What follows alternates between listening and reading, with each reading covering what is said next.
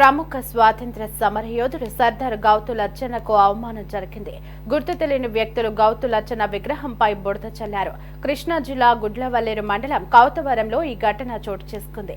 సర్దార్ గౌతు లచ్చన్న విగ్రహంతో పాటు పక్కనే ఉన్న junior NTR, RTC chairman Konakala Narayana ఫ్లెక్సీలపై బురద చల్లారు. అంతేకాకుండా ఫ్లెక్సీలను కూడా ఆకతాయిలు చించివేశారు.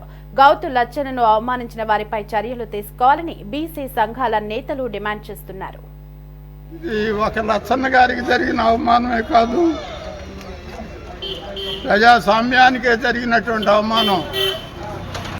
నిజంగా ఈ దేశ చరిత్రలో, రాష్ట్ర చరిత్రలో, ప్రజాస్వామ్యంలో ఆయనంత మహా గొప్ప లీడరు, నాయకుడు చాలా అరుదుగా ఉన్నారు.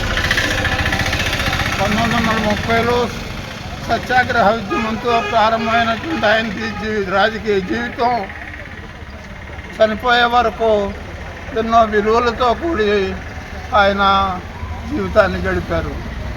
అటువంటి మహానాయకుడికి మరి ఎవరికి దుర్మార్గమైనటువంటి ఆలోచన వచ్చిందో మనం అందరం ఆలోచించాలి. మరి ఒక విషయం మీకు విజ్ఞప్తి చేస్తున్నాను.